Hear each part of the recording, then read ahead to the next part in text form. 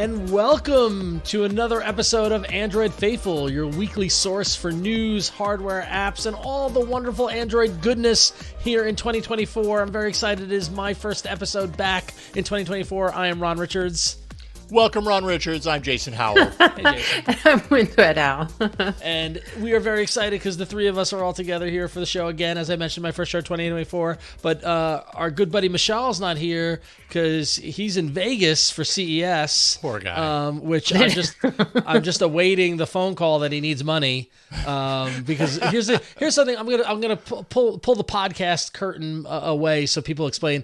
When you're co-host of a podcast, you are bonded for life. So at any given point, if one of your co-hosts call you and says, I'm in Vegas and I need $5,000, you have to send it to them right now. You have to help them. That's why it is a family. It is a brotherhood. It is a sisterhood. It is a everything hood. We take care of one another. So Mishaal, if you're listening or watching, I got your back, brother. If you spend a little too much or you go into the wrong establishment. Yeah, be careful. Be careful. I didn't know that was the bond. Like if I had known that, I'd get that phone call to Vegas and you cashed in. I'm gonna go to Vegas next. Seriously. Yeah. So super excited though. It has definitely been a week leading up to CES. I know we got a ton of stuff to talk about. But first, before we get into it, I want to remind everybody, go to patreon.com/AndroidFaithful. You can support us there. We thank everybody who supported us and listen to later on the show. We're going to give a shout out to one of our supporting patrons as we cover the patron pick of their news selection of a story for us to talk about this week. But yeah, thank everybody who supports us there. So.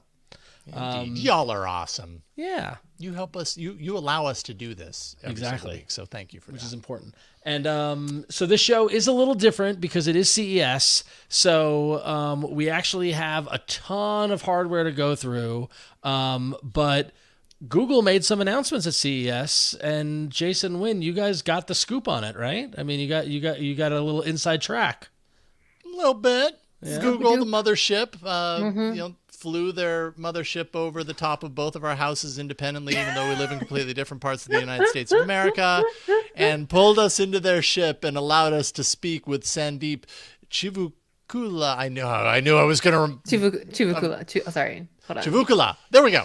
Thank you. There we go, Sandeep. Super sorry about that. At least I get it right in the actual interview, which is what we're going to play next. I'm going to stop talking now. Well, yeah. Because... So we were super excited because Google, knowing that Google announced some stuff, they came to us and they said, hey, Android Faithful, we're super excited you guys are around. Do you want to talk to Sandeep from our team to hear about the great stuff that we're announcing at CES? And of course we said yes. Yeah, of course. So which I'd like to, thank Google and everybody that helped make this happen because... this show being less than a year old, kind of flattered, it's kind of nice to see that they are watching, listening, and know that all of you are watching and listening, and we're all working together to spread the word. So that's pretty cool. So. Yeah, pretty awesome stuff. Should we jump into it? Yeah, let's roll the interview. Why don't we? We got some stuff to talk about here coming up here. So sit back, relax, and enjoy this interview with Sandeep. The Consumer Electronics Show. Year after year. We're looking forward to it in the month of January. It's underway in Las Vegas. Google unveiled a solid list of announcements at the show. Really exciting stuff. So we have Sandeep Chivukula, Director of Product Management for Multi-Device Experiences, joining us here today with Google, of course. We've got the mothership joining the show today. Welcome to the show, Sandeep. It's great to meet you and great to have you on Android Faithful. Thank you so much for having me. Nice to meet you both. Yeah, very nice to meet you too. I mean, it's CES, so I know that you are in the weeds, as they say. It's been a long time since I've been to CES. I'm sure you have experience at CES. How is it going so far with the excitement around the announcements that you guys are making and just the general vibe of the conference while you're there? Well, it's CES. It always starts off the year with a big bang. There's a lot of excitement about the investments that Android is making around continuing to show how we're giving users different choice. So we're really excited about being here this year and really excited about the announcements that we're making.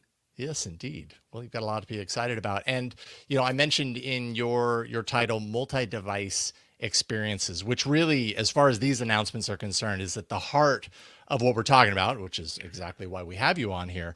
What is the importance of being able to scale and distribute the things that are happening in the world of Android and all the different the multifaceted like ways that we can use Android from big screens to small.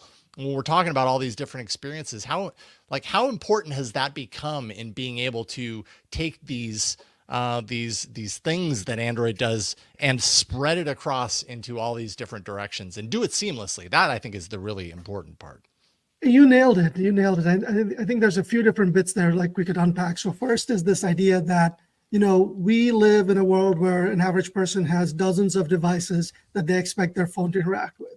So for me, for example, when I get up in the morning, by the time I'm brushing my teeth, I want to listen to some music that's playing in my bathroom speaker. And I want to be able to move that over into my kitchen as I'm making breakfast. And if I get a call in the meanwhile, maybe I just want to pop in some earbuds and just take that as I'm walking out the door. And that's actually a pretty typical day in the life of, really millions of users. And Android, with 3 billion devices out there, we are really in a great place to help people have those experiences, regardless of what devices they use underneath, right? So the idea of Android is around choice. And we think about these seamless multi-device journeys. We in Android want to create those in a way that brings in our industry partners, so that you could do that in a way that's intuitive, it's delightful, and to use your word, seamless, but also while maintaining this notion, this ethos we really have around giving people choice to pick the best devices for the job that they have at hand.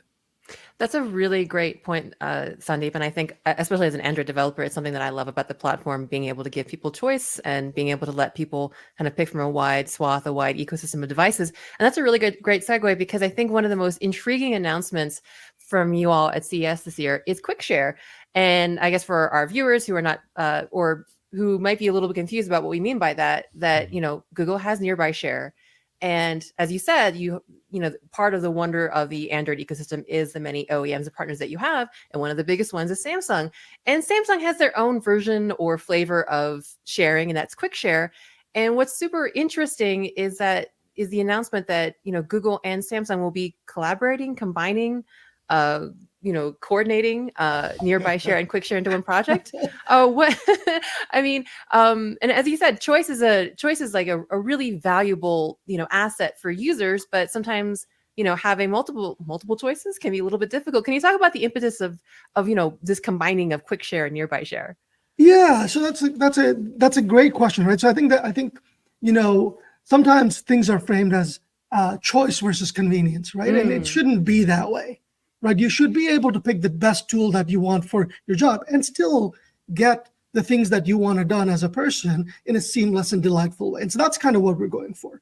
And frankly, it's not really easy to take a set of devices that have different hardware, that are coming from different brands, that, we'll talk about some of the other announcements where you may even have a different operating system, but getting them to work together in a seamless way is actually a difficult challenge. And one of the things that we've invested in Android is to create a flexible technical platform that's both, while being flexible, it's also robust and delivers a high quality, seamless experience. So, and when we think about that, we always think about how do we deliver what users need the most. Right. And so that's kind of the genesis of the announcement that you're talking about with respect to QuickShare and Nearby Share. So both us and our great partner, Samsung, we looked at this and said, hey, you know what? People need to be able to share files, photos, and text in a seamless manner across all of the Android ecosystem. We've got two great solutions. How do we take the best of both of these, put these things together, and create one unified experience so that people, when as a person who is using Android, you want to share, you just do it in one simple, quick, intuitive, and fast way. And so now you've always been, as an Android user, been able to share to other Android devices, and you've all been able to share to Chrome OS. But we've taken the same work and we've also expanded that to Windows. So last year we launched Nearby Share, now to be QuickShare, on Windows. And we're taking the same effort that we're doing with the convergence here and expanding it to Windows as well. And we're partnering with OEMs like LG to make sure that we preload this Nearby Share Windows binary so that right out of the box, without having to do any setup, you get to choose the best set of PC devices that you want, and it just works seamlessly as well. And when it's done with the PC, it's going to be called QuickShare there as well, right? That's right. It's all quick. Basically, the nearby share terminology out the window. Now it's QuickShare, regardless of the fact that like QuickShare was a Samsung technology prior. So, that would allude to kind of Samsung's devices, Samsung's phones, that sort of stuff. When we're talking about Windows PCs in general, it's all just going to be QuickShare. When we're talking about Samsung, because I think this is probably going to be a little bit of a confusing sticking point for people, is, okay, these were two separate things. Now they're kind of coming together. But does Samsung still have some of the secret sauce that they had that was driving their version of QuickShare prior to this kind of combo effort? Or are they kind of essentially entirely the same now going forward? Yeah, that's a really good question. So I think, in this transition period, there will be, some, hey, like, does this work? Does that not work? Kind of question. So I think here's the way I think about it, right? So one, Android's all about choice, including for users, but also for giving our OEM partners the ability to differentiate and create new things based on the hardware investments that they're making, right? So, but the foundation layer before we get to all of that is really the interoperability layer. And so with renaming these two solutions as QuickShare, we're focusing on what is the value that we're adding to the users, being able to share quickly. And so that's, if we start there in a peer-to-peer way, that's what this accomplishes. And so that remains a core interop principle that we work on. Now, on top of that, there are some additional features that QuickShare has had around, for example, uploading temporarily to a cloud and sending a link over. Or there is another feature of being able to simultaneously send to multiple users. Some of these have hardware dependencies. Some of these are differentiating features. And so we're looking at these holistically to figure out which ones make sense to move across the ecosystem, and which ones are ones that we want to give, again, coming back to this idea of choice, give users the opportunity to pick things that work for them. Got it. Okay. All right. Well, then that I'm super curious to see how this plays out. When I think of the terminology, like nearby share is kind of the thing I'm comfortable with. QuickShare seems to be a little bit more. Well, yeah, they're very descriptive. They're both very descriptive in different ways, but I actually like QuickShare a little bit more. I think it gets to the point a little bit better. Well, it's the somebody looks at that, I think they're going to know immediately more. Like I want to share this with someone. Nearby share, there was still a little bit of like ambiguity there.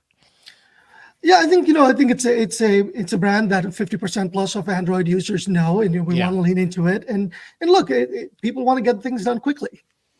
Indeed. Exactly. Let's lean into the quick, because that's going to make a lot of people happy. And speaking of that, from quick to fast, we can move on to fast pair. These things are, there's some sort of like thing going on here. Good theme. They sound really good together. Fast pair. I'm a huge fan of fast pair. 100%. Like one of the things on mobile that I just absolutely hate is like the slow, drawn out, convoluted kind of Bluetooth pairing process.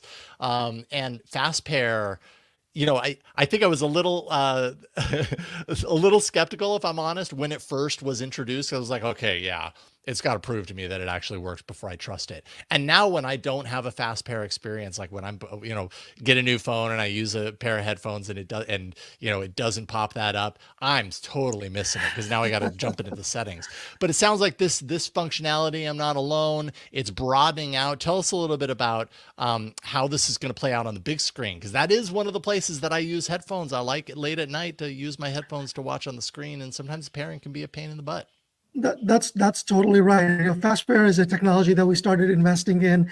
Actually, before I get into fast pair itself, like let's talk about our multi-device experience, right? Any multi-device experience starts with unboxing, unwrapping that new set of earbuds or whatever you've got, the new peripheral that you want, and setting it up with your device. And that's really where fast pair really starts and shines.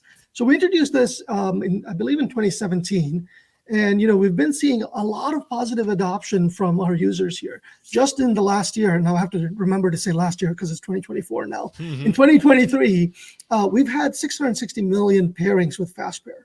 That's 2x what it was the year before. So, this idea that when you build things that intelligently adapt to users and while giving them choice, right? So we work with 400 plus different kinds of headphones today, right? So people can choose between those different headphones and still connect them to any Android phone. When you do that, people, reciprocate that level of choice and caring for that user journey by using these kinds of features. And so we're very excited about the value that people are getting from FastPair, like yourself, right? So you get to a point where you're like, you expect this, right? And that's how we believe it should be. Now, FastPair, it works with both your Android phones and also your Chrome OS devices. Today, we announced that we're expanding it to Chromecast with Google TV. And the use case is exactly as you said. You may be watching TV. I actually have a different use case where sometimes you may have friends or partners who fall asleep as soon as you put the movie on, right? And then you want to be nice and you don't want to wake them up, and so you just want to pop those Pixel Buds or Sony Link Buds that you have already paired with your Android phone. You put them in, you hit a notification, and then all of a sudden you're watching your TV without any interruption, while allowing your friend or partner to get a nice sleep in. Mm-hmm. That's actually hilarious. My husband and I often are on the couch, like later at night. He's watching on our Chromecast with Google TV, and I'm watching something on my phone. So I think actually I didn't realize this, but I think we really need that because it's kind of just we're just overly online kind of people. But actually, that brings up a question for you, Sandeep. So yeah, we have a Chromecast, a Google TV Chromecast, a little bit older. Is this support going to be for current and kind of incoming devices, or is there going to be support for older devices with Chromecast for Google TV? What's the backwards compatibility like? Yeah, so I think I don't know exactly which version of Chromecast you've got and what the details are. So we're happy to follow up, going forward. But our goal is to make these things again. We're really about expanding both the breadth but also the depth of devices that we can support with Android, right? So choice is something that's important, and we'll figure out the right ways to take this as far as we can. Indeed. All right. Well, cool. Well, I think it's a wonderful feature to lean into because, like I said, once you have it, it's really hard to go back and go back to the manual process and everything like that. Now, we are talking a lot about kind of the multi-device experience, and something that I've been hearing a lot about, and I know I'm not alone on this, in recent years, is this idea of handing off from one device to another. And, and again, I'm probably going to come across as really skeptical, but just in general, which I'm totally not, but I'm always like, okay, I love the concept. I love the idea of handoff between one device to another, but man, that's got to work. It's got to be, again, going back to an earlier word, a seamless experience. Yet I have had experiences where it works, and when it works like magic, it's like, okay, this is the future. This is the way things need to go. It needs to kind of, be this process of anticipation of like, I do want to take whatever I'm listening to on my phone and put that up onto the screen and make that seamless, make that easy, instead of me having to remember what protocol to use and all this kind of stuff. So you guys have had the announcement at CES this year about a handoff process between a Pixel phone and the Pixel tablet for, at least I guess, to begin with, Spotify and YouTube Music. Talk a little bit about that, the customer experience. Like, what, as a customer, if I have these devices and I do this handoff, like, what can I expect out of that experience? Yeah, that's a great question. So I think this feature that we announced is really a showcase of something a little bit more fundamental, right? So when we think about this idea of building these seamless experiences across different hardware, different manufacturers, different operating systems, we really think about how do we use two major signals? How do we use proximity and context in order to build something intelligent that adapts to the person's needs? And what you're seeing here is one instantiation of that. We've also used similar kinds of technologies for a few other aspects. For example, there's the audio switching that we launched last year, or even something as simple as copy and paste, right?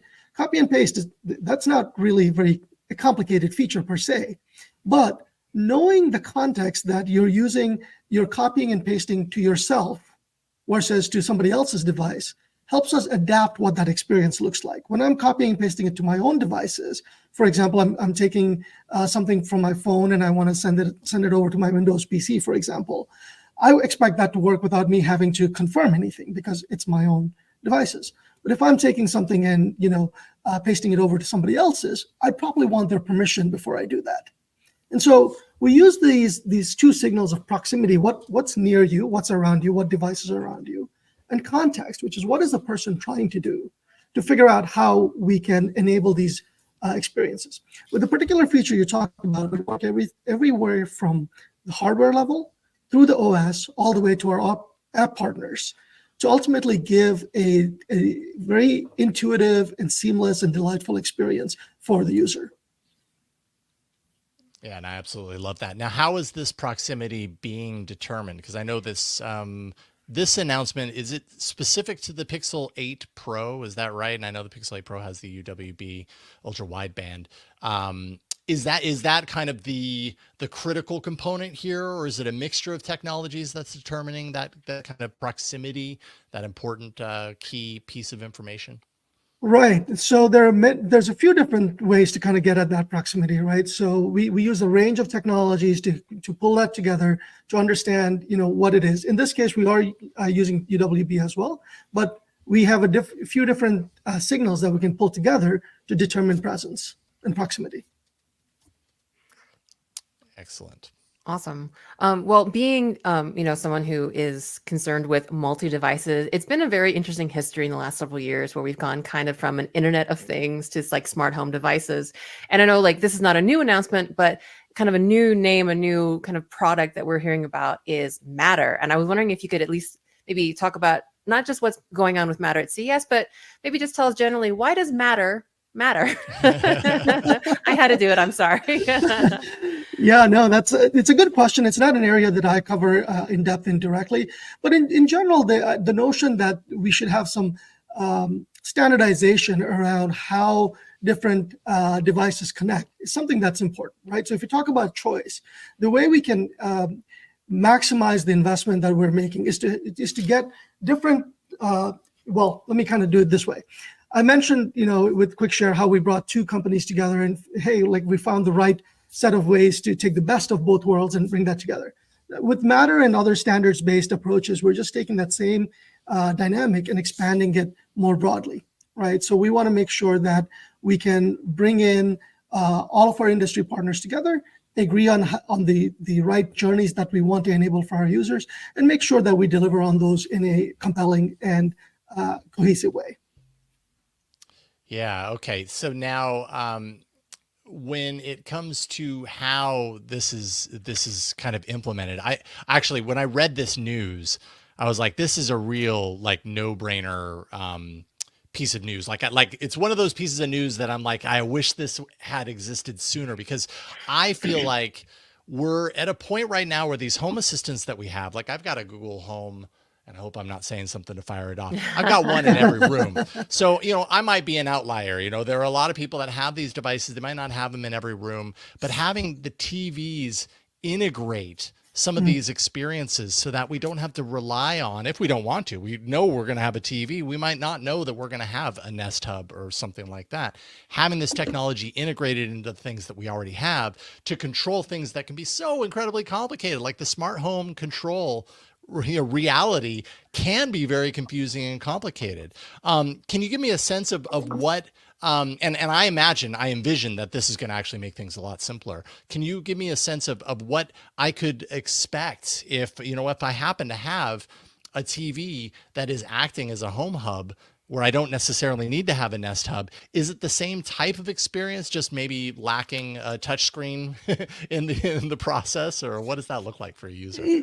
Yeah, exactly. So I think, I don't, again, I'm not the expert on this particular bit, but the way the Matter hub works is that the idea is that you've got a device that's always available in order to act as the central controller for all these different Matter compatible devices that you have. Now, as you said, you may or may not have speakers around your house. I do, because it's something that's important to me. But most folks have a TV. Being able to build in some of these foundational technologies into something that's always available in your home is what allows us to then kind of build off of that and make sure that we are bringing in these experiences to a broad set of users. Yeah, I think that's super important, and I'm really looking forward to that. It also, along those lines, it means that I'd have to upgrade my TV, and hey, you know what? I'm okay with that. I'm okay with that. You're there at CES. You're kind of, obviously, making the rounds on communicating a lot of these features, and kind of basing, in a position to be exposed to the excitement that surrounds these features.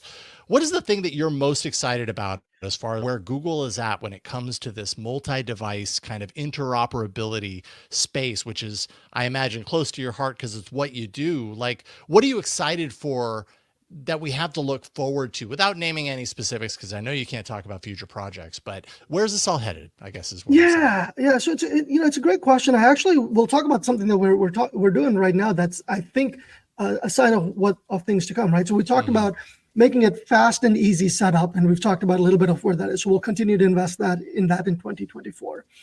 Getting things done across devices in a seamless way across more and more devices, whether that's a single entry point into being able to share files and photos, or being able to share with Windows. I think that's another big area that we're going to continue to invest in.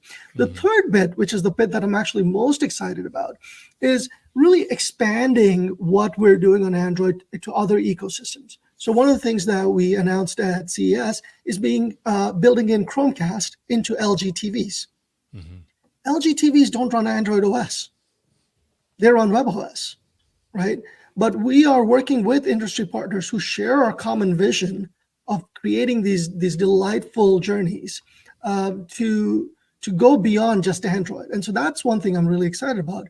And one of the, I think a little bit interesting bit is when we start looking in here, there's a lot of folks in the industry who believe in this idea that users should have choice, right? We worked with LG on integrating Cast into their WebOS operating system on TVs, and that's going to be available in hospitality pretty soon as well.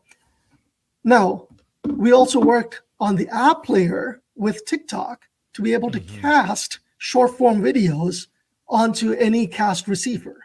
And so this is a first, right? So many of us are used to this idea of like, hey, look at this cool TikTok video I showed, and what do you do now? You take your phone, or if you have your phone, you can open it up and been there, done that. Exactly. And we pass that around.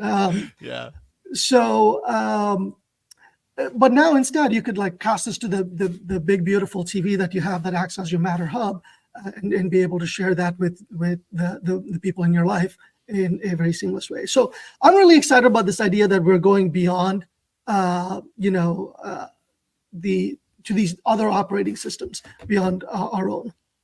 Yeah, totally. I mean, and what does that mean? That means that people don't necessarily have to go to a specific place for something. They might already have the thing that comes to them, which I think is, that's happening in what you're talking about. That's happening in the ways that artificial intelligence is kind of converging with, across many platforms in different directions. It's in so many ways in technology right now. It's about these really great features coming to us instead of us having to remember to go to that place to use it. It's like it's all integrated seamlessly, and when it's done well, when it's done well like that, it's a really wonderful experience. And that's exactly right. So like the devices start working for the people rather than the people working for the devices. And this comes back to our core tenets here, which is, we want to give people choice, and at the same time, we want these seamless, high quality experiences across the board, so that choice shouldn't come at the cost of delight, and something that I strongly believe in. It's really cool how things have kind of become I guess there's like a give and take where I feel like when mobile phones first came out, we were trying to cram like a lot of our lives into a phone, right? So the internet and eventually like TV and like movies. And now, as you mentioned, like with the TikTok integration, now you have something that is, a very, internet online and very mobile cultural, construct. And now now you're kind of turning it back around whereas we were trying to get things from our TVs into our phones. Now we're like, hey, can we broaden the experience and take something that is, in a sense, very inherently mobile and bring it out like back into the world. I really kind of like that the idea that it keeps kind of going around and around and like the two sides kind of like start pinging ideas or like innovations off each other. Yeah, enhancing each other. Yeah. Because I mean, ultimately, what you're talking about is like putting people in the center of the experience, right? So whether it's on the TV or the phone, we're doing it in a way that ultimately I think human needs come back to connection, right? They come back to connecting with each other. I think even before we started this show, we were just talking about different ways that we connect, right? And so I think it's very natural that given the opportunity, people will want the devices to fade in the background. Of course, you want to pick the best device for the job. You want that choice. But once you've made that choice, you still want to get the job done, which may mean having people over and sharing something with them. Yeah. It's a cool place right now where we are with technology and how all this stuff is converging with all the other different types of devices out there. It's actually, having followed Android so closely for so long at this point, it's really neat to see how that playing field has broadened out, how the operating system and all the technologies underneath have gotten to a point of maturity where they can interoperate the way they do now. Because 10 years ago, it would have been a really complicated mess.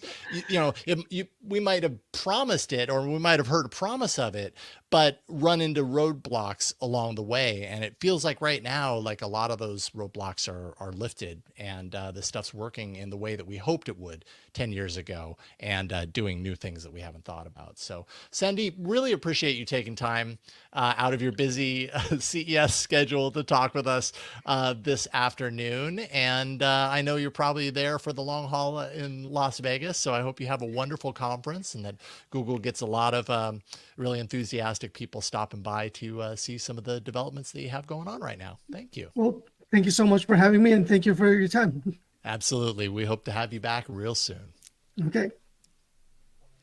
What a great interview. You guys did awesome. I'm so bummed I missed it. Sandeep seems like a really cool dude. Yeah, he was awesome. It was fun hanging out with him and getting the CES experience from a distance. I gotta say, they put him up in that swanky CES Vegas hotel. It was a good location of podcast as ever. But seriously, huge thanks to Sandeep. Huge thanks to Google for reaching out and giving us the lowdown on all the great stuff that they announced at CES and some really meaty, interesting stuff. What were your main, Jason, what were your main kind of takeaways from that conversation? Like, what do you think is the biggest thing of all those announcements? I mean, between the QuickShare, the fast pair. I mean, I like I said, I like the fast pair news just because it's such a friction point that I've experienced so many times that and then once fast pair kind of came along and I experienced it and I was like, okay, that actually worked. That actually works really well. Yep. I want that in all places. The less I have to like jump into Bluetooth settings and try, all the weird, funky like angles of getting it to work, the better. So that's the one that made me happiest. I don't know, just generally a feeling of, multi-device, cross-device, and I kind of like they've been invested in a while. That's not like news, but I don't know, some things, especially some things we're going to talk about, I feel like kind of like, finally kind of calm. I mean, more culmination of partnerships and actually making things a little more like tightened up in like the ecosystem or this ecosystem of ecosystems and things like that. And yeah, it feels like that. Like it's first you are able to do a thing on your phone, and then you're able to do similar things on all these different devices. And now it's been about kind of making all those things connect. And to some degree, they've succeeded, not succeeded, or they succeeded and then things have felt like they've kind of regressed a little bit, thinking about you, Nest Hub, and things like that. But I don't know, it just feels like, there's a lot of things that are kind of coming together. And even these little things, like it kind of feels like small announcements, right? Like QuickShare and Nearby Share, but, and like the fast pairing thing. But I mean, I think it's like the small things in aggregate that make a really good user experience. So I think they all add up to something much bigger. Yeah. Yeah, looking at it, and it was funny because I actually was doing my own personal research, and I was like, what did they announce last year? What did they announce the year before? And it's interesting to see the trajectory and how the refinement of what they announced and how they're positioning it is like kind of evolving year after year. Because last year's CES was about casting and it had a lot of the similar things, but this continues the evolution. So yeah, good stuff. Well, great job. Well, thank you. And thanks again to Sandeep Thank for you, his Sandeep. time. And that's not the only news we have. We have a ton more like top of the fold news. And then we've got hardware from CES. And then we've got like hardware that's not from CES. So we should just get right in it. Let's do it. I don't know, something about, is there a song about jump in my car or something? I don't know. Maybe it's like a Beatles, Beach Boy song or something, but something Gary we didn't... Newman, here in my car. Oh, here in my car. No. Well, at CES, it's something we didn't get to talk to Sandeep about, but which was at CES were some great announcement for Android Auto from CES 2004. There's a lot of stuff, some big, some small, some you might question safety of, but again, it kind of goes along the lines of a lot of partnerships and building relationships and integrating is really starting to feel like it pays off. I know like last week we talked about, an experience going away, but at the same time, it really feels like Android Auto has kind of arrived in a place, I don't think there's a pun in there, but the integration with EVs is coming along right now, as we've been talking about battery APIs a lot last couple of weeks, but some of that battery informational work is coming to Android Auto. And so starting soon with the Ford Mustang Mach-E and F-150, you'll be able to get battery life with supporting EVs so that you can do things like be able to kind of monitor your battery level when you arrive or have Android Auto suggest to you charging places. So I was confused about this, and I believe Jason was too. One of the announcements was that you could send a trip from Google Maps to Android Auto, which I think you could already do, or it already picks up. I mean, that's one of those features that I would have assumed that you could do, but I don't have an Android Auto head unit, so I didn't really ever use that. I'd hope you could do that. Well, this is one of those things where like I feel like the announcement's there, but the details are a little fuzzy. Now, if you have navigation going start on your phone, it will instantly transfer to a heads or to a display. So I don't know what the difference with this is, but there's something different. Maybe I don't know if it's like a more complex trip or something else. Yes. Oh, I guess send a car directly. Yeah, if you pulled up the navigation on your phone and then you say send it to Oh. car, right? It's Right, almost so like wireless. it's that device connection Right. kind of Jason that Okay. you're talking to Sandeep about, Yep. but Yeah. in the car side of things where Gotcha. That's a great. That's it, Ron. So it's basically like transferring a podcast, but this time it's directions, and actually that's fair. I remember now. That happens when your phone is directly connected to Android Auto, but now it'll happen just wirelessly cross devices. It's like you're inside and you're like, I know that I need to go to this place. You send the destination to Right. your Android Auto, and when you get in there, it's all ready for you. Or that yeah, sort or of you thing. have it. Someone sent you the link to the thing you pulled up on your phone, and okay, car, send it to Right. car. I'm going here, right? So Nice. Right. I got to tell you, I hate these Android Auto announcements at CES because they always make me want a new car. Like those product videos and like Yeah. the changing sizes of the display and like the amorphous non-car that they show in the demo, Yeah. which is like I'm like, oh, I'm just so tired of my 2019 or 2020 Subaru. Like I want a cool different car. But actually it's funny because I'm glad this came up because unrelated to the CES announcement, related to Android Auto, I've been having a hell of a time with Android Auto in my car because it just doesn't work. Like the AA wireless doesn't work. Yeah. I've been buying cable after cable to try it because I thought that Jason, remember when we discovered that like some USB-C cables work better than others and things like that, right? Oh. So it's been going on months now. I've not been able to use Android Auto in my car. I brought it in for a service change and I was like, hey guys, can you check the USB connectors to see that they're connected? And sure enough, this USB connectors got disconnected inside no way. Good. So thing all that the you asked them to USB-C do that. cables I've been buying and trying and stuff like that, they're fine. It's the actual Now- connector in the car was broken. Oh my god! Now I need to you're get my car flush with checked out. cables. That's not a gee. horrible thing. I've to done the have. same thing for years, just like coiled cables, not coiled cables. And right now, if I plug in my phone, if I just breathe or the car goes over a tiny bump, disconnects. Yep. So heaven forbid I'm no traveling good. somewhere I don't know. Check, So check your connectors because they had actually replaced my radio unit about 8 months ago because it was defective, and in doing that, I think they didn't connect the USB connectors correctly, and so they're gonna fix it for me under warranty. But yeah, well, good to know.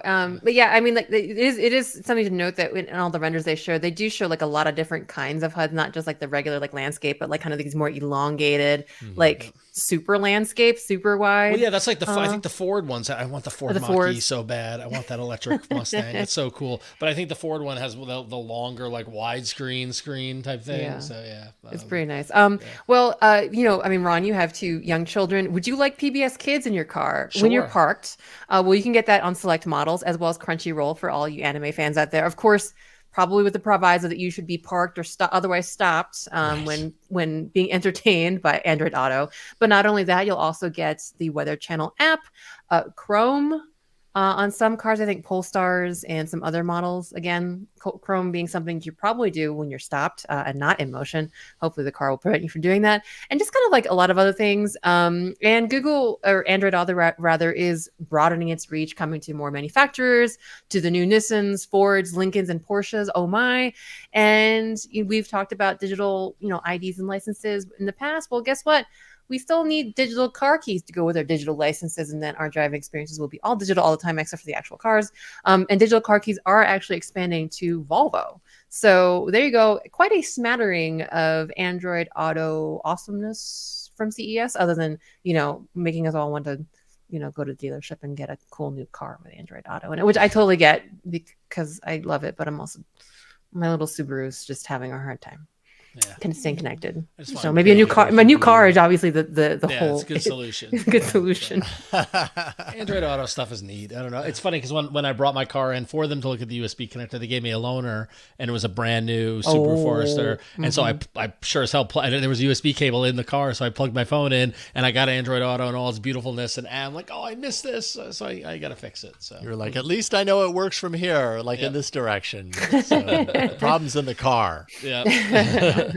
All right, so moving on, a little non-CES news, but one of our favorite topics. It doesn't say CES, but it's RCS. How about that? So the Google Messages beta app is actually getting a new feature within RCS, according to some new strings that have been discovered by the code sleuth at Assemble Debug on Twix. As we like to call it here on the show. And in that code sleuthing, they found that support for dual SIMs when using RCS. So there's a switch that would allow users to choose which SIM to use, and then messages will denote which carrier they were sent via, and also have different colors so you know which SIM you're going off of. And I gotta imagine if you're using dual SIMs, this is awesome news for you.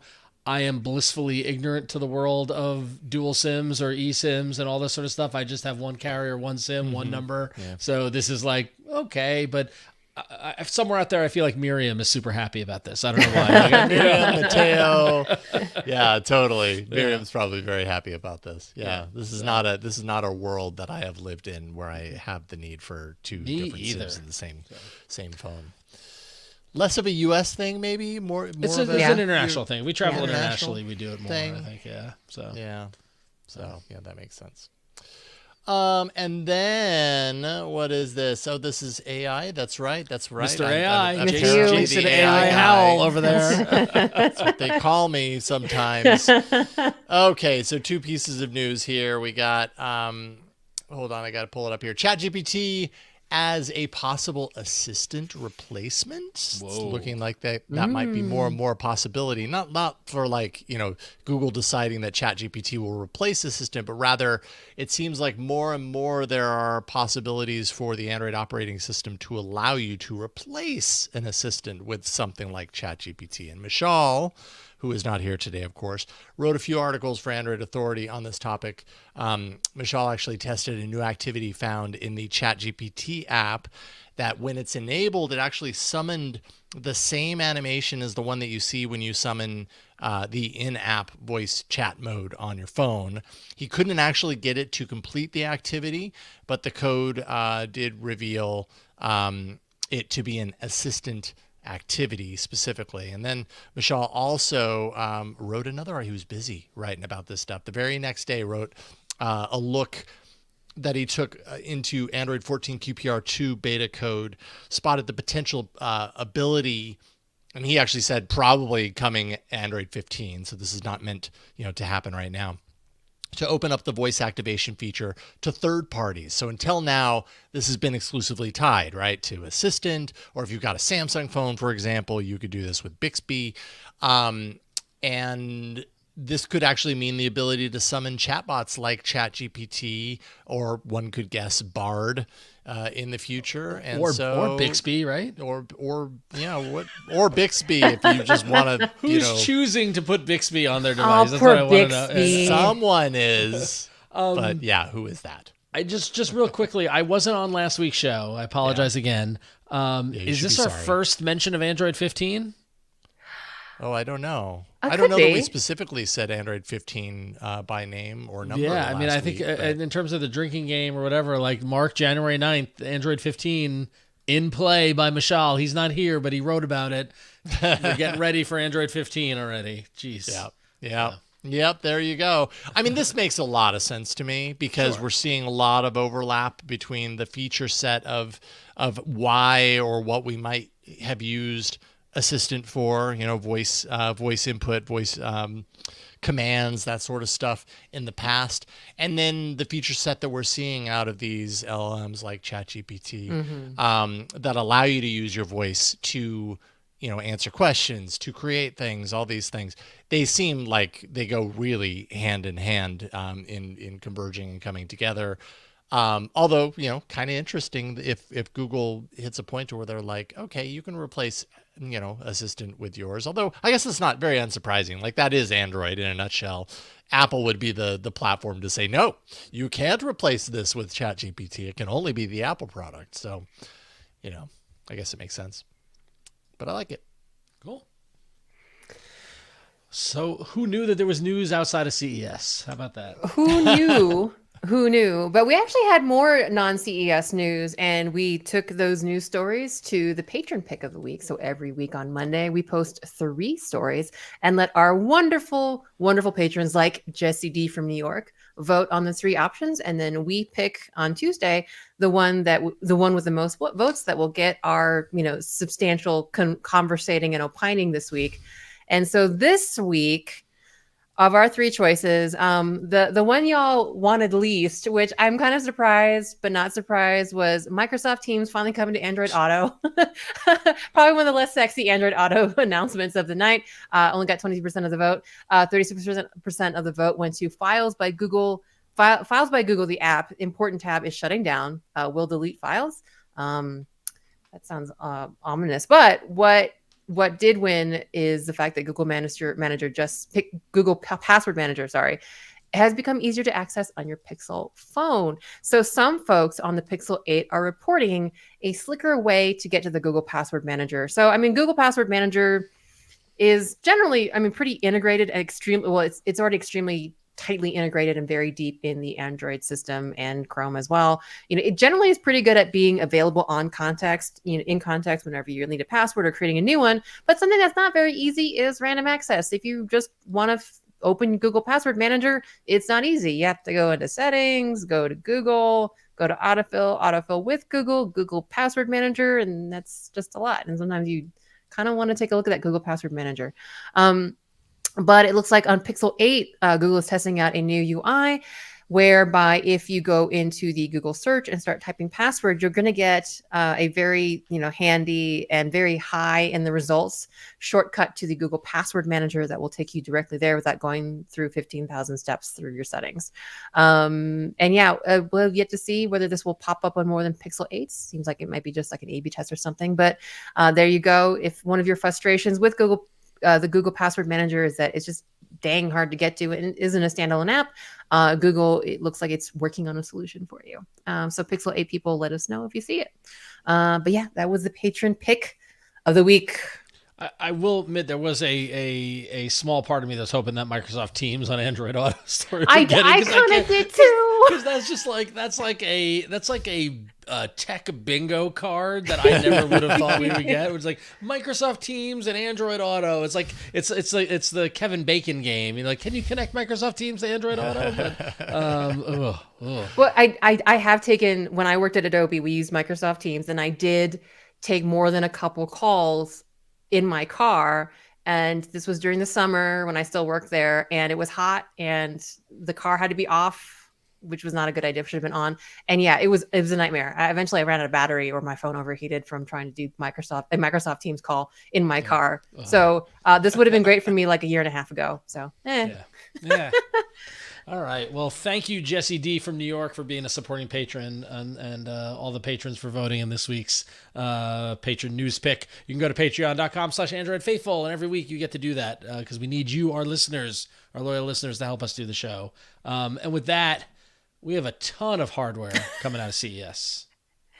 And by no means am I jealous that Mr. Mishaal is in Vegas, despite my distaste for Vegas. I am jealous that Mishaal is there roaming the floor, because he got his hands on none other than the ASUS ROG Phone 8, or the ROG Phone 8, as I like to call it. There it is in all of its Republic of Gaming glory. Reported to us briefly that it's thinner and lighter than the previous models. It has an AI wallpaper feature that runs on the device. It lights up ROG on the back, which is pretty cool. It's got semantic search that runs on device as well. And the air triggers still intact, contrary to the rumors. They are still there, thankfully. Mishaal's going to be back on the show next week, and we're going to go in depth with the ASUS ROG Phone 8. So it's a little bit of tease to tune in next week. That's just one of the many things Mishaal's going to be back talking about next week from his adventures at CES. But the ROG Phone 8 is real. It exists.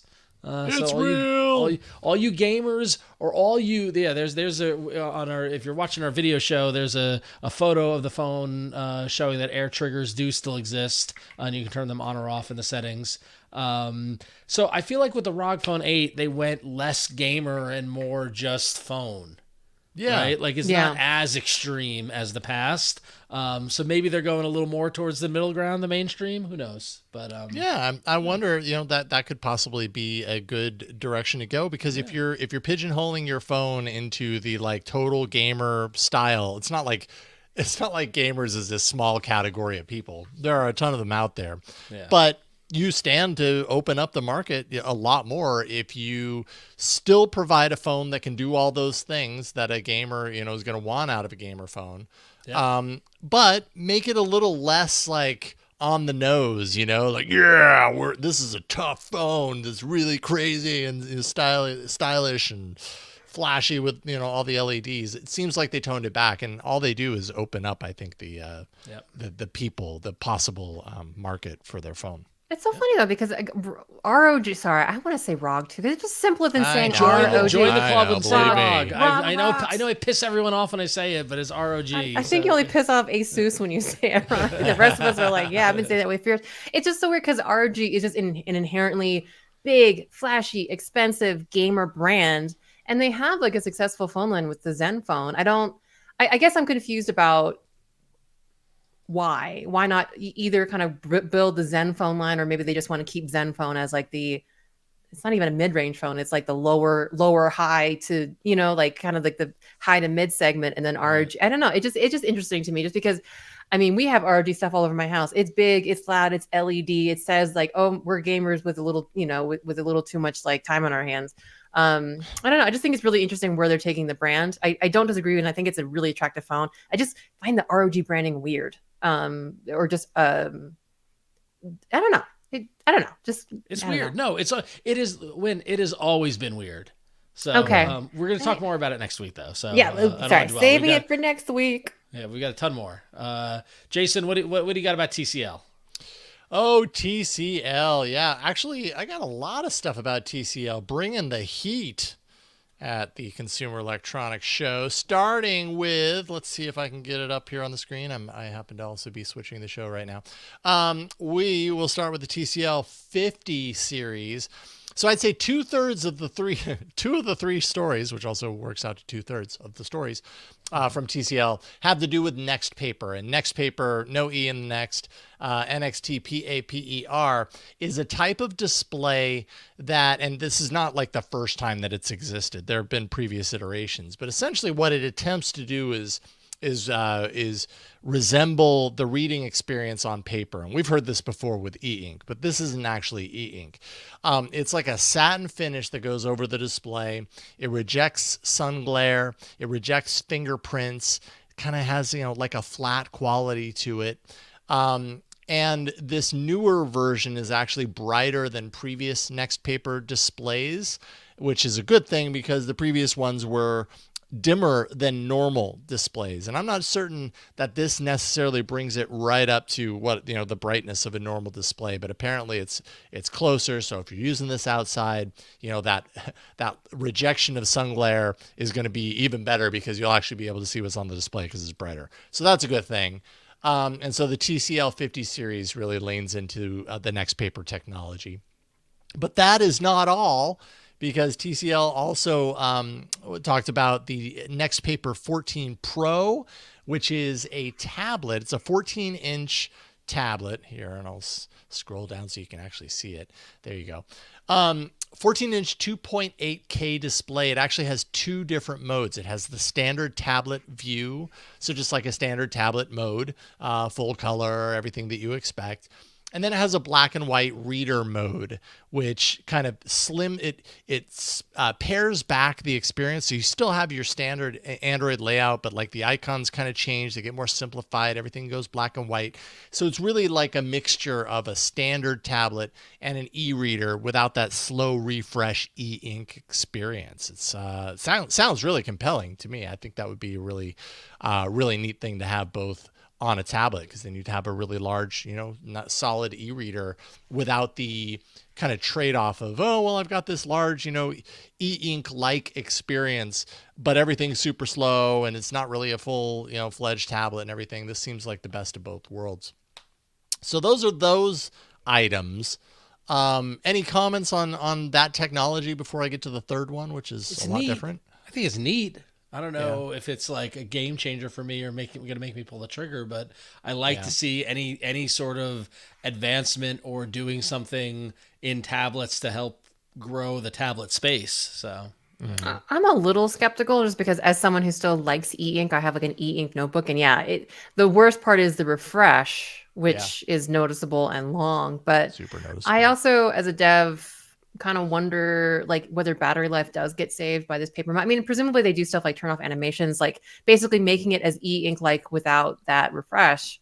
So it probably could save some battery life, but I don't know if when the screen's on and white, like lighter colors tend to draw the battery more. So I don't know. I'm just kind of curious. I think it's a great concept. I wouldn't want to compare it directly to an e-ink reader and hope that it had like, days of battery life or something. I don't know. Yeah, that is true. I would guess that it's not quite the same when it comes to longevity of battery life, especially because it has that alternative mode, which is just like a standard tablet. But if you were to keep it in that NXTPAPER, whatever that mode is, whatever you want to call it, the black and white reader mode, what would the battery life be there? That's a really good question. I think that's important to know, because people will compare the two, whether they like it or not.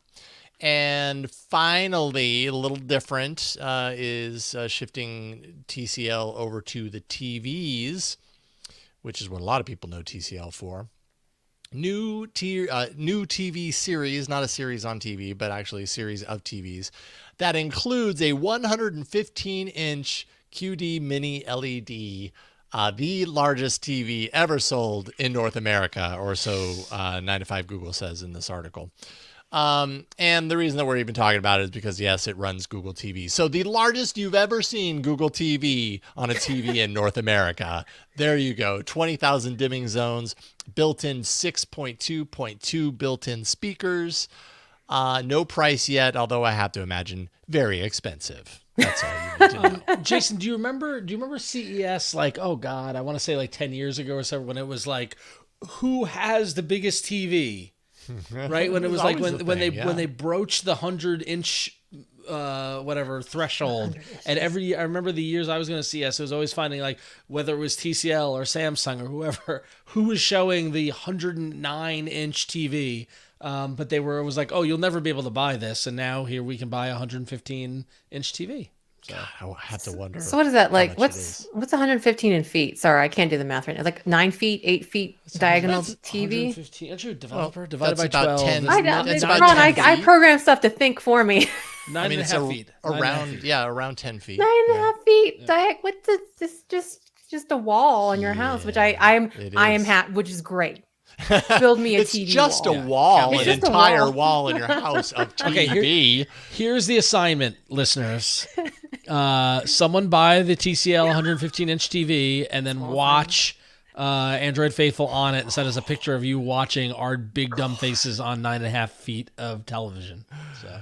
Yeah, on this shot, each of our individual shots Oh, is At least probably 3 the feet size of wide. a normal big screen TV. Oh boy. There you go. That's TCL in a nutshell. This next story, by the way, our good friend Burke emailed to me today because He he wanted to make did. sure I didn't miss it. Okay. So Well, Excellent. Thank you, Burke. I know I was skeptical about the e-ink reader plus tablet, but I have another combo that Burke and our own Mishaal Rahman were very, very excited about. In fact, Mishaal tweeted saying, "Oh my gosh, someone made a device just for me," and that is the new Lenovo Thinkbook, which is half a Windows laptop and half an Android tablet. So imagine, I mean, it looks like a Microsoft Surface Duo from far away. So it's got this like base, which is the actual laptop, which is called the hybrid station, which is basically the guts and the CPU, memory, all the good stuff that a laptop is, the keyboard, everything at the bottom. The screen, there's a detachable screen, which when attached to the hybrid station turns it into a Windows laptop. Now undock that screen, and it's not just a screen, but it's also an Android tablet. Again, perfect for Mishaal. Android tablet, Windows laptop, all in one.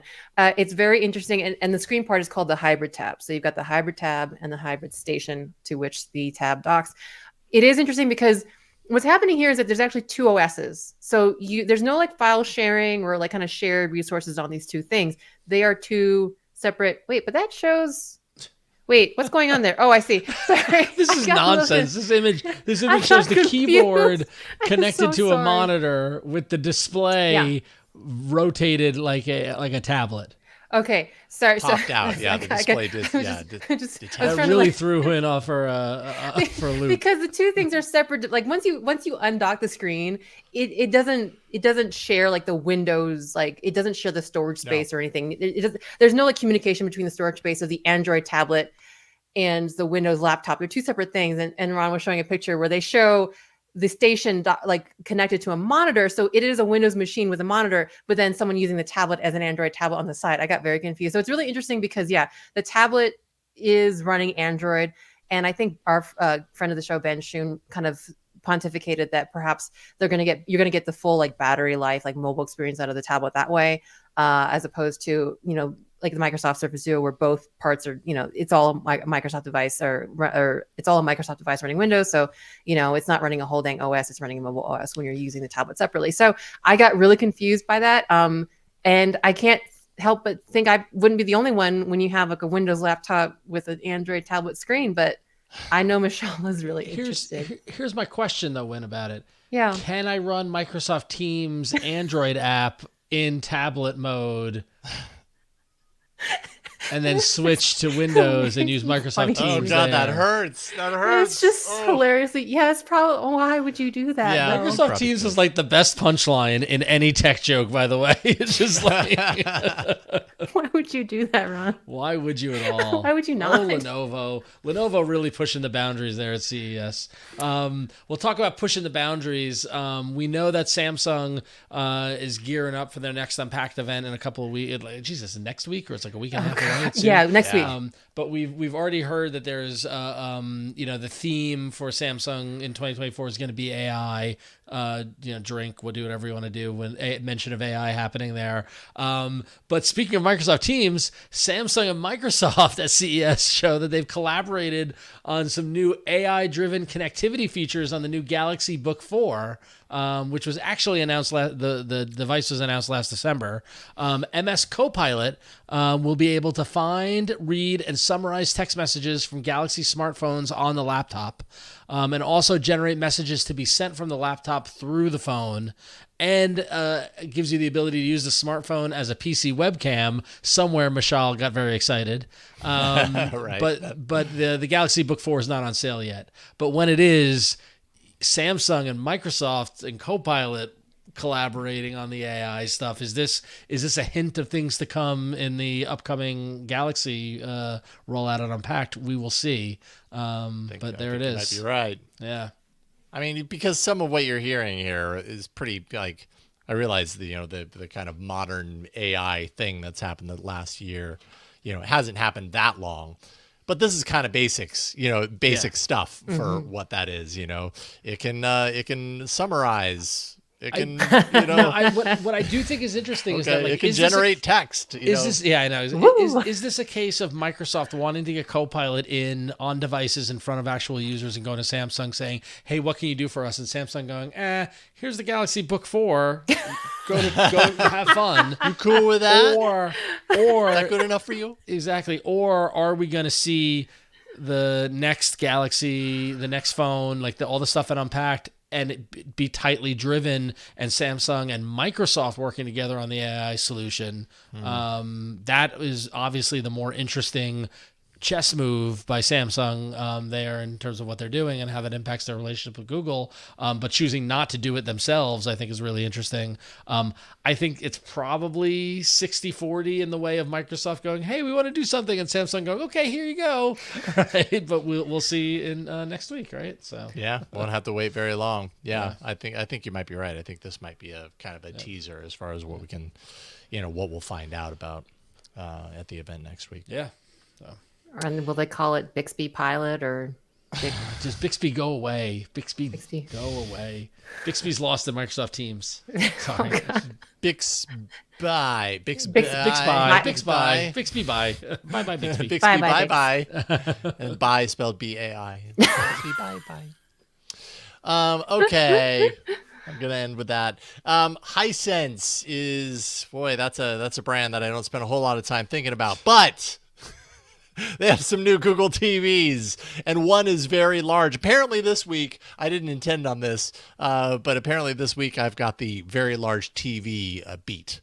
A full mini LED lineup, first of all. So these are not the ridiculously large TVs that Hisense has. 3 in total, ranging from 55 to 85 inches. And I can, here, let's see here. I didn't pull that up. 144 hertz refresh, low input lag, really just kind of like designed to be great for gaming. AI, ding, ding, ding, image enhancements, of course, with an onboard AI system on a chip. So onboard, processing to enhance the view, the vision that is put out on the glass. And then there is the ULED X series. And that's a step up. So you get better dimming controls, you get more brightness, 5,000 nits actually, 98 inches at 144 hertz, but they also have the 110UX, which is a 110-inch ULED X display, 40,000 dimming zones, 10,000 nits of brightness. That's crazy. So 110 inches, and this is, compared to, what was the other one, 115. So they're hanging out. They walk into the same party and they look at each other and they go, "Oh, that TV's here." And everyone's like, "Oh, I thought I was going to be the tallest TV in this room." So, yeah, that's what's happening with Hisense. Oh, Hisense. Oh, Hisense. Thanks for giving me a very awkward tall person analogy. I'm sure you appreciate that, right? I was only pulling from personal experience. Let's be real here. All right. Well, we got large TVs. How about some projectors as well for your CES announcement? So XGIMI, X gonna give it to you. XGIMI. We're certainly in the meter. XGIMI. XGIMI. Or is it cross gimme? I don't know. I don't know. XGIMI is a company that manufactures and designs high performance smart projectors and laser TVs. Well, they have announced this year that they will be partnering with both Google and MediaTek to bring a new range of Google TV powered projectors. So it's interesting because up until now, XGIMI has, whoever, let me know how you say that. XGIMI, we're going to go for it. Has previously only offered Android TV. So obviously they're kind of bringing up and getting with like the new hotness in regards to TV interfaces from Google. And yeah, they're going to be bringing a broader range of products, including the XGIMI Horizon Max and Aladdin. Of course, MediaTek is a good addition to the partnership since their chips are in all kinds of premium devices like the Sony Bravia. So there you go. If you need a projector, a smart projector, and you kind of wondered whether Google TV could be part of that smart projector, the answer is yes. And that will be coming from XGIMI, the Google TV, soon enough. So there you go. All right, XGIMI, cross gimme, gimme, whatever you want to call it. Speaking of projectors, I saw nothing to do with Android, but I saw some projectors coming out of CES that were IMAX certified. Whoa! So that you can finally get the IMAX viewing experience at home. Don't tell my husband. Projector, yeah, Oh, which is funny because I don't like IMAX, but I think it's just too much. I thought that was a neat little thing. So we saw Batman. Oh, I can't think the Batman with Heath Ledger. Sorry, Batman. The Dark Knight Returns. Dark Knight Returns in IMAX, and it just felt like this the whole time. Yeah. Like I always walk out, my neck hurts. Like it's just staring up there. Like I can't. Yeah, my eyeballs are not big enough for this. Yeah, exactly. Yeah, sit in the back row. Yeah, high up, but then you're high up, and I don't know, it's weird. Anyway. All right, so there was a couple, as Jason mentioned earlier, there was some hardware stuff that had nothing to do with CES, which always makes me laugh because it's like, guys, don't you know what's going on in Vegas? But Qualcomm had some Snapdragon XR2 Plus Gen 2 news to make. So in collaboration with Google and Samsung, basically the results are the Snapdragon XR2 Plus Gen 2. This processor will be targeting extended reality devices like the upcoming Meta Quest devices, a 15% increase in GPU frequency and a 20% increase in CPU frequency, and it has support for 4.3K resolution per eye. That can give you 8.6K resolution if you got two eyes. And this is confirmation that Samsung is working on an XR device. As you know, aforementioned, Meta is fully into XR. If Qualcomm's in collaboration with Google and Samsung, is Google working? We know Google's working on XR devices. This is possibly going to be interesting, and Qualcomm will continue to power the next gen of these devices. We'll be curious to see what comes out of them. So pretty neat. 4.3K per eye at 90 frames per second. That's insane. Good Lord. Okay. Have I seen? Oh yeah, I did. I got a very brief look through the Meta Quest 3 kind of experience with the pass-through AR thing. It was pretty neat, I gotta say. So I'm curious to see what this leads to. I mean, this is happening this week, the week of Apple's big, Apple Vision announcement. Right. We were at my family and I went to Tahoe for the weekend, and yesterday we were driving home. We stopped to get some pizza on the drive home, and they had a game on, and one of the ads was the Apple Vision thing, and my daughters saw that, and I ended up telling them the price tag, and they were their eyes fell out of their head, but they were like, I bet you Apple can do VR really well. And I think a lot of people probably wonder that as well. So it'll be interesting to see how news like this. Like it's one thing to see this and be like, oh yeah, VR, okay, AR, that was the thing 5 years ago that we all thought we were going to be mad over, and it kind of petered out. Are we at the beginning of it actually, like of a new phase of it? I think we might. We are at the beginning of a new phase. A friend of mine got those Ray-Bans. People have been really I kind of want them. I kind of am interested in them. So time will tell. We will see. Yeah. I mean, AI assistant buttons came back, so why not XR headsets? Yeah. I mean, it's a bit. I much prefer an XR headset over a Bixby button. Sorry, Bixby. Everything that's old is new again. That's how it goes. It's a circle of life. Circle of life. And finally, in the last bit of non-CES hardware news. We've got Periscope cameras, because apparently I'm on the Periscope beat now. Meanwhile, I'm the one that gave the stories to everybody. So I put myself on the Periscope beat. The Oppo Find X7 Ultra, the company's latest flagship, sporting not one, but two periscope lenses, for those of you who like the periscope. One is a 3x optical zoom with the biggest telephoto sensor in any smartphone. I'm putting that in quotes, just so you know that I did not claim this. They did.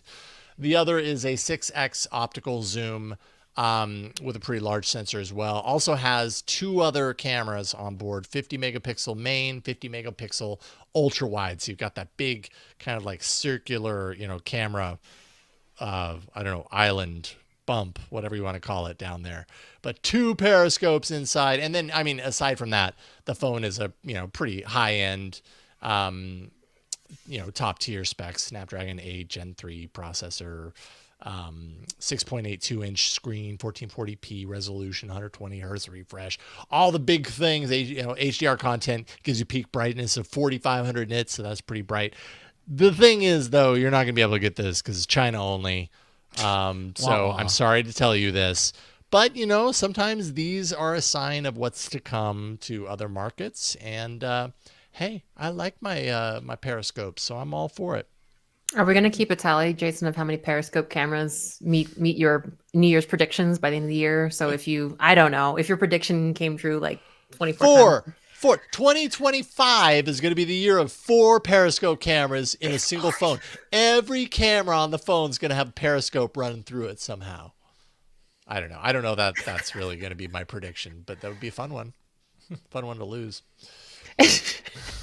There we go. I'm done. Too funny. Too funny indeed.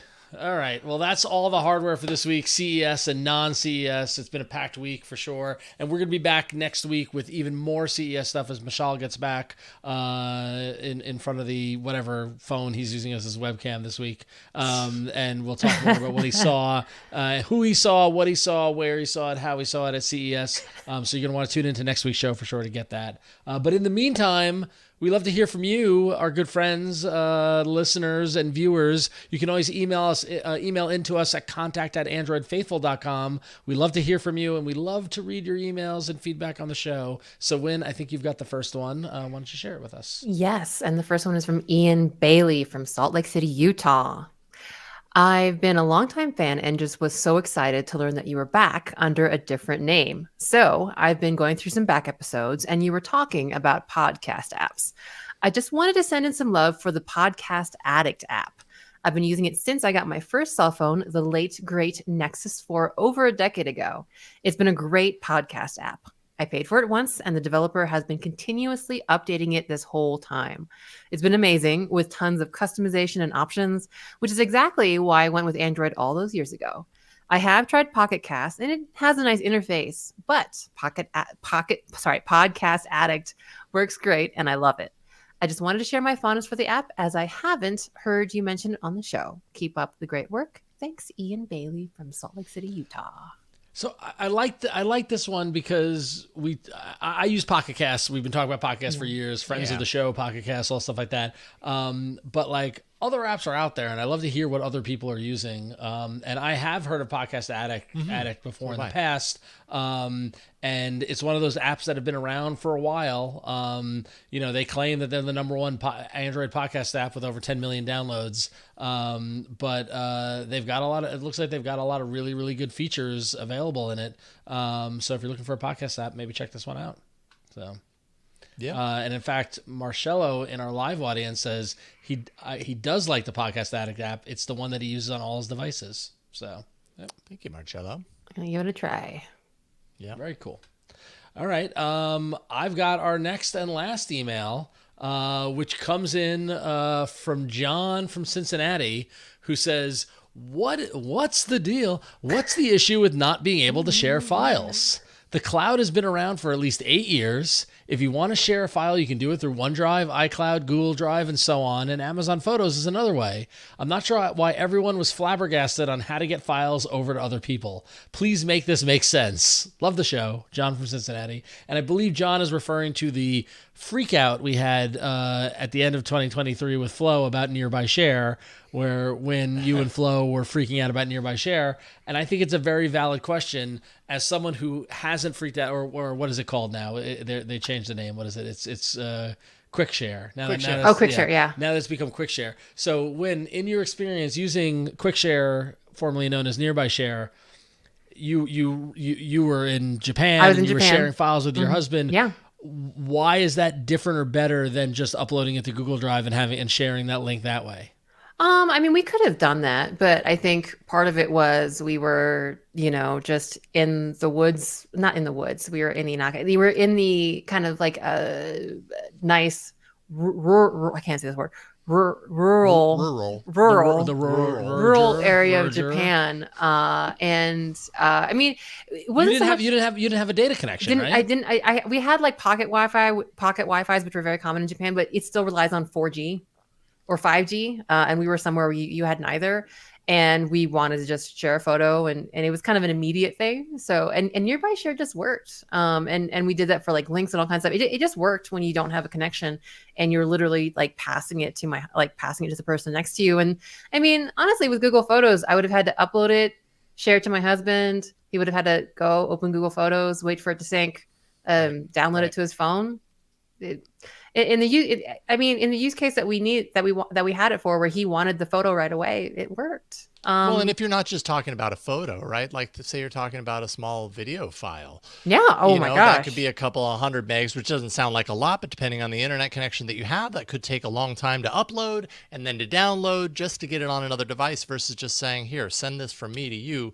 That's a single transfer. And it's also a direct transfer. So it's probably going to be faster depending on your internet connectivity. So there's a lot of reasons why it makes sense. Yeah. And Nearby Share is more than just files. You can share all kinds of stuff, like we did with links and text and all kinds of stuff. So it's a subtle difference. So John from Cincinnati is correct. Yes. You can share files in many different ways. You can, like you said, you could do them through Google Drive or other things like that, send a links, that sort of thing. But the Nearby Share, QuickShare, just to summarize, the ability to connect device to device is the differentiator there. Yeah. Which I have yet to try because I have nobody to share with.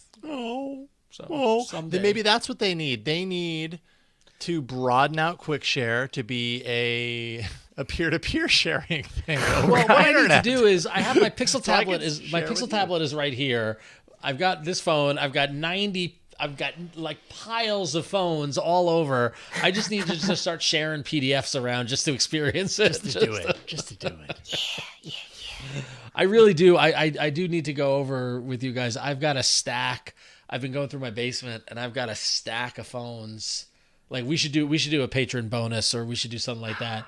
I mean, I found my NextBit Robin, Jason. I found all my old Nexus 4s. I found the Motorola modular one with all the modules. Oh, cool. Yeah. So I literally I'm going to start organizing all my devices and keep them organized and all that sort of stuff. But so that's a tease for later on, maybe on the show, or a patron bonus or something like that. Yeah, if you guys want to see that, if you want to see a history of our devices, Jason, I'm sure you've got boxes of them, right? I've got some devices. I'm redoing my office, and I actually found the Sooner that I bought. It's not my Sooner. I just bought a Sooner, like the OG, development only phone. And I was thinking about kind of doing a little gallery of our favorite Android phones, since both of us have a crap ton. That'd be cool then. Yeah. If you're a patron. I just reached for it. There's that old Motorola with the pogo pings on the back, and here is the camera attachment, right? Oh my god! Look at that. I remember those. Excellent. I have them all. I don't know what to do. I don't know what to do with them. My wife is like, "Do you need challenge?" My wife is like, "Do you need these?" I was like, "Yes." No. Maybe. Maybe. My NextBit Robin, the best thing is booting them up. Like, it's so funny. It's so, like, it's like, talk about like a fly. They're time capsules. A fly trapped in amber, right? Yeah. Like, it's totally like that moment in time. Yeah. So. Yeah, they are time capsules. If they even boot up, like I have really old phones that like I can't even get them to load up anymore. Well, it's funny and like I probably at some point in time knew why they couldn't and meant to fix it, and now it's so far removed. I'm like, I don't even know what the problem is anymore. Like, I guess I just got to let it go. Well, the one thing that let it go. Sorry, I just said Disney. The one thing that gets me is that there was a photo at a party in 2010 that I took with my wife and one of our favorite musicians. Before me and my wife were together, I was actually DJing a party in New York City, and one of my favorite musicians showed up. It was just like a random happens that he didn't come to our party, but would frequent that bar. And there's a picture of the three of us, and I don't know where that picture is. And I know the composition of it. And so I'm like, it must be on one of these phones. And so I'm like frantically plugging them in, but like, is this one? And like, because it's like pre-Google Photos. So like I'm on a lifelong hunt to try to find this photo. Oh man, I know that far too well. I've so been there. Tragic. So. Yeah. Cool. Well, that will wrap it up. Thanks for everyone emailing us. You can email us at contact@androidfaithful.com. We love to hear from you as well. Big thanks again to Sandeep. I don't want to. You guys said it. Chivukula. There you go. Thank you, Sandeep, so much from Google for joining us, and thanks to everybody at Google for making that happen. We hope everybody enjoyed that interview. And if you did, please tell your friends. Tell them to go watch it and check it out. But thanks again, Sandeep. Jason, why don't you tell the folks where they can find all the cool stuff you're working on? Because I know you're cooking. You're cooking with gas these days, aren't you? Cooking with gas. Yeah, I'm trying to kind of like push my foot down a little bit harder on the gas pedal. So I have some announcements actually coming up probably next week. So if you go to freejasonnewsletter.com, that is free as in you don't have to pay for it, not free as in I'm trapped, let me out. Although both, either way, if you type it, it's the same. Then you can subscribe to my newsletter, which will allow you to kind of follow along with my journey as I create a career right in front of your very eyes. Oh, you don't create a career. You expand a career in front of our very eyes, Jason. Your career is very established, sir. I suppose you're right. Create a new job. I don't know what I'm creating. I'm creating something, though, Ron. You can't argue with that. That's good. Yeah. So I've got an announcement that I'll be kind of unveiling next week, and I think you're going to like it. So look for that, freejasonnewsletter.com. Patreon.com/Jason Howell if you really want to support me in a financial sense. Thank you. I love doing this show with y'all. It's great to be back. Awesome. Yay. All right, Wynn, where can folks find you? You can find me on my website, randomlytyping.com. I am an Android dev, and I just started a new contract position this week. So I am now Android developing again. Nice. So that's been fun. I'm very, very busy starting a new gig, Android things. But yeah, normally I do talk about my Android development stuff, and you can find all my talks and associated code and video on my website. And if you want to find me on the interwebs, I am at Queen Code Monkey. I technically am on Twix, but really, if you want to find me doing anything vaguely active, find me on Instagram. And sometimes at Queen Code Monkey, at Mastodon.social. So long. And of course, you can find me over anywhere on the internet. I'm not going to go through it all, but at RonXO on all the various social networks and things like that. Go follow me. It's a good time. What a good time this show has been. I love doing the show with you guys. I missed it. This is awesome. My first show of 2024. Very excited to be doing it. Reminder that you can subscribe to the show. You go to androidfaithful.com where you can find all the links and everything, all the various platforms and things like that to subscribe to it. And of course, support us over at patreon.com/androidfaithful. We appreciate your support. Everybody who's chipped in, you guys are the best. We love you so much. This podcast publishes every Tuesday evening. And as mentioned, you can subscribe over at androidfaithful.com. Email us at contact@androidfaithful.com. And excited for next week. Mishaal will be back. We'll be talking more CES stuff. But until then, it's just a fun party time here at Android Faithful because we are the Android Faithful. Super faithful to Android and lots of other things, but mainly Android. That's why we didn't call it faithful to everything.